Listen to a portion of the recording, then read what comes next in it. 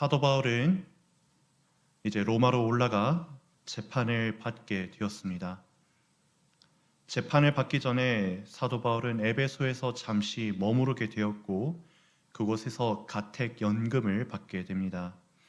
죄인들은 일반적으로 총독의 관사에 있는 감옥에 투옥되어야 하지만 사도 바울은 그나마 자유로운 상황에 놓이게 된 것입니다.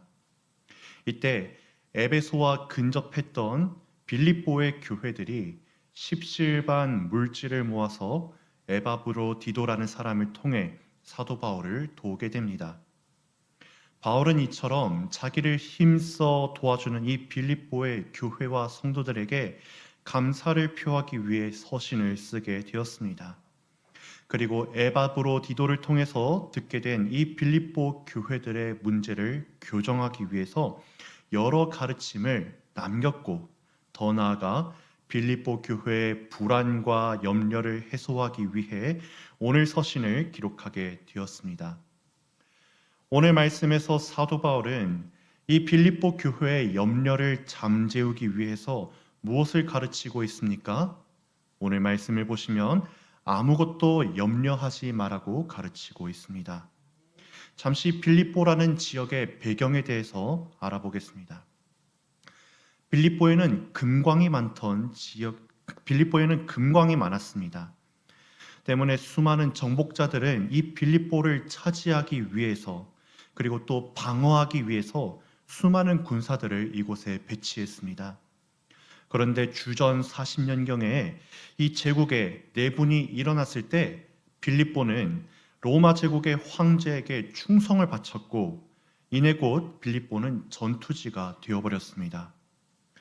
그러나 내전 끝에 황제파가 승리를 거두게 되었고 황제에게 충성을 바친 빌립보는 황제의 특권을 받는 지역이 되었습니다. 황제의 총애를 받는 사람들이 이곳 빌립보의 토지를 하사받았고 이 빌립보에는 때문에 공물을 황제에게 바칠 의무를 면제받는 도시가 되었습니다. 그리고 빌립보에 있는 원주민들은 로마 시민권을 받을 수 있었고 또 총독에게 어떤 간섭도 받지 않는 자유로운 도시가 되었습니다.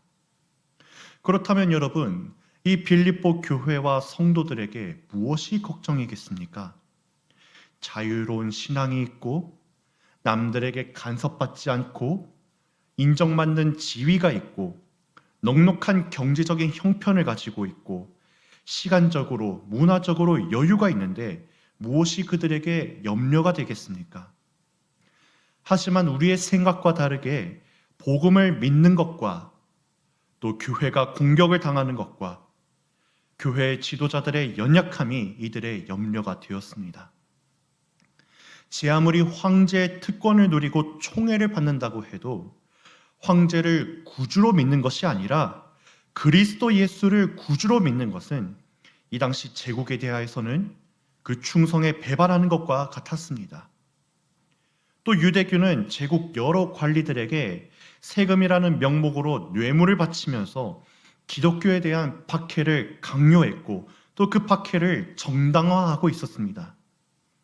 또 교회 안에 순두계와 유오디아 같은 지도자들이 열심을 내고는 있었지만 그들은 주님 안에 한 마음으로 연합하지 않았기 때문에 이 빌립보 교회 안에는 다툼과 분열이 있었습니다. 그리고 바울과 함께 멍에를 짊어진 이 에바브로디도는 빌립보 교회에 없어서는 안 될 지도자였지만 질병에 들어서 고생하고 있는 중에 있었습니다. 빌립보 교회는 염려할 수밖에 없는 상황에 처해 있었습니다. 염려를 뛰어넘어서 앞으로 벌어질 일들이 어떻게 진행되어질지 의심할 수밖에 없는 상황이었습니다.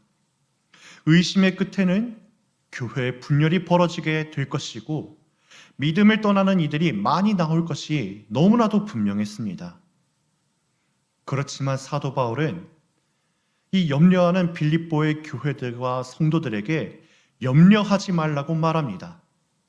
왜냐하면 그것은 우리가 관심을 둘 문제가 아니기 때문입니다. 사도 바울이 사용한 이 염려라는 단어는 원어로는 메림난이라고 읽습니다. 이 단어는 걱정이라는 뜻을 가지고 있는데 어원을 살펴보면 관심을 가지다라는 단어에서 시작하고 있음을 알 수 있습니다.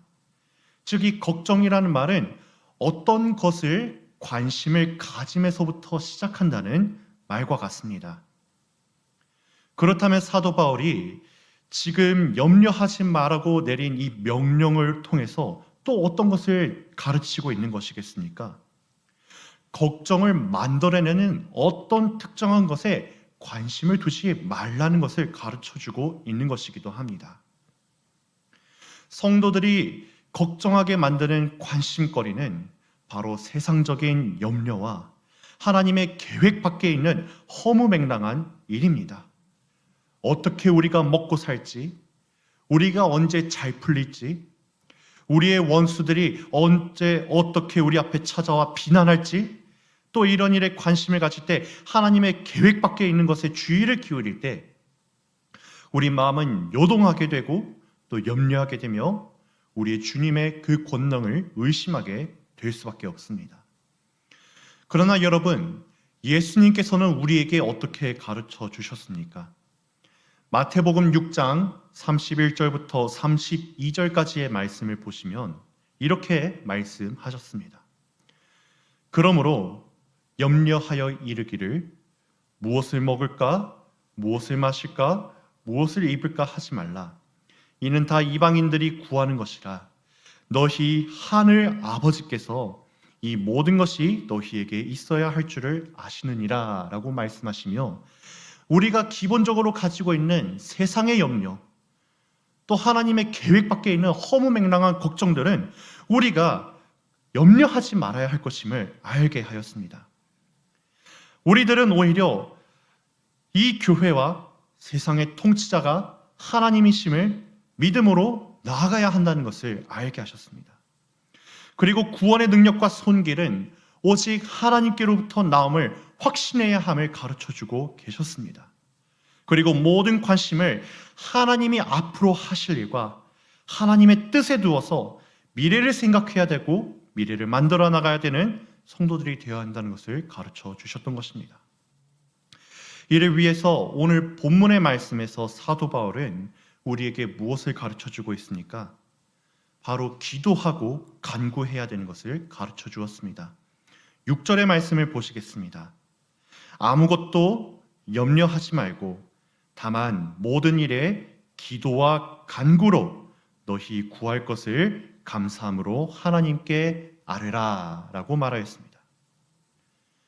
기도는 하나님과 대화하는 행동입니다.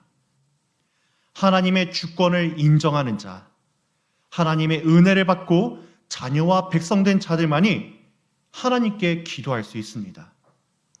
그러므로 기도는 특권이라고 말합니다. 특별히 사도 바울은 기도해야 하는 모든 자들에게 너희가 구할 것을 하나님께 간구하라고 말하고 있습니다. 사도 바울은 이 성도들이 여전히 세상의 것들에 관심을 가지고 하나님을 의심하는 자들인 것을 잘 알고 있습니다. 이들의 연약함을 사도 바울은 책망하고 있지 않습니다.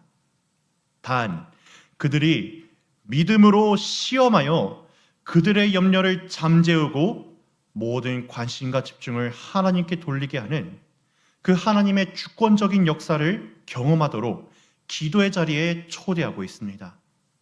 그리고 그들이 구할 것을 구체적으로 하나님께 구해보도록 권면하고 있습니다.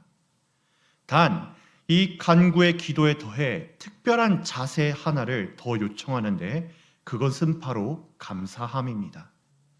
이 감사는 두 가지로 나뉘게 됩니다. 먼저는 우리에게 기도의 특권을 허락하신 하나님께 감사하는 것이고, 이어서 두 번째는 그 기도를 이미 받으시고 이루어 주실 하나님을 믿음으로 감사하는 것입니다. 이처럼 하나님의 주권을 믿음으로 감사함으로 기도할 때 우리에게 어떤 일이 이루어지게 됩니까? 7절 말씀을 보시면 이렇게 가르쳐주고 있습니다.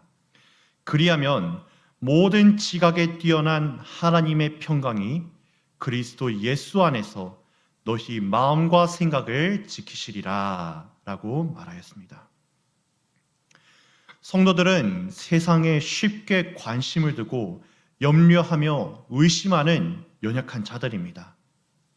성도들의 믿음은 염려와 의심 가운데 무너지고 또 흔들리기 쉬운 자들입니다.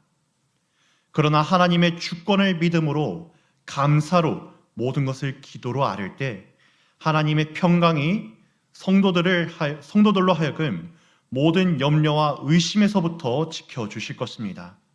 그리고 이 가르침에 확신을 더하는 말로 사도 바울은 이 하나님은 모든 지각에 뛰어난 분이라고 말하였습니다.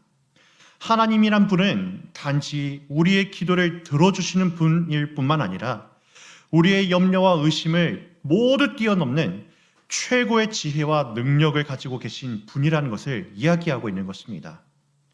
사도 바울은 그 하나님을 의심하지 않고 믿음으로 또 감사함으로 기도하도록 지키다라는 말을 사용하고 있습니다. 이 지키다라는 말은 군사적인 용어입니다. 원어상의 본래 의미대로 해석하자면 방어하다라고도 해석할 수 있을 것입니다. 이 방어라는 말은 소극적인 방어를 의미하지 않습니다. 그 당시 로마의 군단이 전투 중에 분대와 분대를 방패로 연결하여서 창과 칼과 화살 모두를 방어할 때 이 지키다라는 말을 사용하였습니다. 그리고 이들은 단지 지킬 뿐만 아니라 그 방패를 들어 점진적으로 전진하며 공격하였고 또 정복지를 정복하고 원수들을 무찌르는 형태의 적극적인 방어를 이루어 나갔습니다. 이 단어를 들은 빌립보의 성도들은 무엇을 알게 되었겠습니까? 하나님을 의지하며 기도할 때, 하나님께 모든 것을 감사함으로 아뢰 때 하나님께서 우리의 모든 기도를 들으시고 지키실 뿐만 아니라 우리의 믿음을 인도하시어서 우리의 믿음이 승리케 하시는 그 모습까지도 보이실 것을 알게 되었던 것입니다. 오늘 말씀을 함께 살펴보는 성도 여러분, 혹시 여러분들의 관심은 어디에 있습니까? 여러분들의 관심은 어떤 불안과 염려를 낳고 하나님의 주권을 의심하게 하고 있습니까? 오늘날 우리 사회는 경제 불안과 전쟁과 이념의 차이 등으로 인해서 위기감을 조성하고 있고 우리의 마음을 떨리게 하고 있고 우리의 믿음을 의심하게 하고 있습니다. 결국 이 위기감은 하나님의 주권을 벗어난 불안감을 조성하게 하고 하나님의 일하심과 돌보심을 의심하게 만들고 있습니다. 더 나아가 어떤 이들로 하여금 믿음의 길에서 벗어나게까지 하고 있습니다. 이러한 시대와 상황 속에서 우리 그리스도인들은 세상이 주는 염려에 관심을 가지고 압도되지 않고 하나님의 주권을 믿는 믿음의 자세를 보여야 합니다. 이 믿음의 자세를 보일 수 있는 무기는 바로 기도입니다.